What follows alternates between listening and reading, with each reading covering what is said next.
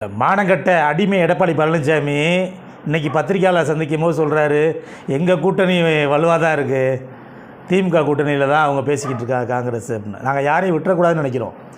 முதலமைச்சர் செஞ்ச நலத்திட்டங்கள் எண்ணற்ற திட்டங்களில் வழியாக 234 தொகுதியிலையும் திமுக தனிச்சு நின்றாவே வெல்ல முடியும். இருந்தாலும் நம்ம கூடயே இருந்தவங்களை யாரையும் விட்டுறக்கூடாது. இன்னும் எண்ணற்ற கட்சிகள் புதிய கட்சியெலாம் இணைஞ்சிருக்காங்க. ஏன்னா ஒற்றை கருத்தோடு நின்று நம்மளோட இது டெல்லியா தமிழ்நாடா அப்படின்றதெல்லாம் வச்சுருக்கோம். அதனால் யாராக இருந்தாலும் வாங்க கூட இருங்க அப்படின்ற மாதிரி தான் இருக்காரே தவிர, அந்த அம்மையார் இந்த மாதிரி நினச்சிருந்தாருன்னா இப்போ உள்ள சூழலை நாமனை போட்டின்றால தனிச்சு மட்டும் நின்றா திமுகவை 234 தொகுதியிலையும் வெல்றதுக்குள்ளே வெல்லும் உதயசூரியன் நின்றுச்சுன்னா. இருந்தாலும் யாரையும் விட்டுறக்கூடாதுன்னு முதலமைச்சர் நிற்கிறாரு. அவர் அப்படி ஒரு ஆள், பண்பான ஆள். எல்லா கூட்டணி கட்சியில் இருக்கவங்களும் என்ன சொல்கிறாங்க, அவர் யாரையும் விட்டுறக்கூடாதுன்னு நினைக்கிறாரு. ஏன்னா எண்ணற்ற திட்டங்களை செஞ்சுருக்காரு. அவங்க நினச்சா தனிச்சு கூட நிற்கலாம், தனிச்சு நின்று வெல்ல முடியும். இருந்தாலும் எல்லாத்தையும் அரவணைச்சு அன்பால் கொண்டு போகிறாரு. கூட்டணி உடஞ்சிடக்கூடாது, யார் வந்தாலும் வாங்க, ஒற்றை கருத்து உள்ளவங்க வாங்க அப்படின்றத நிற்கிறாரே தவிர, எங்களோட இலக்கு சங்கிகளையும் அடிமை கூட்டங்களுக்கு பாடம் புகட்டணும்.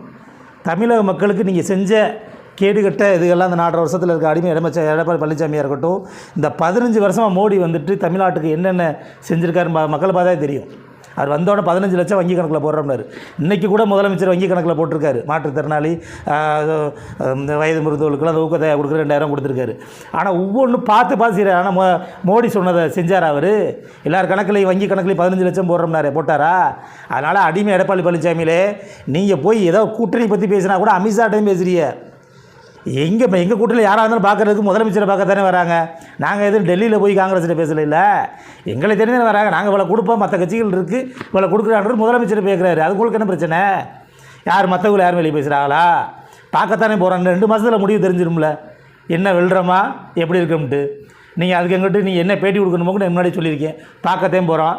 நீங்கள் போய் அமித்ஷாவுக்கு பிடிச்சி காலமைக்க விட்டுவிட்டு, மோடிக்கு காலக்கமிக்க விட்டுவிட்டு, அடிமை உங்களை மாதிரி எல்லாம் தமிழ்நாட்டை வித்துருவியே. ஏற்கனவே 4.5 வருஷத்தில் எண்ணற்ற நாசகர திட்டங்கள் கையெழுத்து போட்டிருக்கீங்க.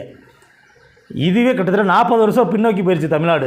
இன்றைக்கி முதலமைச்சர் கொண்டு திறமையான ஆட்சி செய்கிறதுனால இன்றைக்கி தமிழ்நாட்டு வளர்ச்சியை நோக்கி போய்கிட்டு இருக்குது 11% மேலே. இதை நீங்கள் பாழாக்கணுன்றதான் உங்கள் மோடியோட திட்டம், உங்களோட திட்டம். ஒரு காலத்தில் பலிக்காது. மக்கள் உங்களை பாடம் போட்டுவாங்க.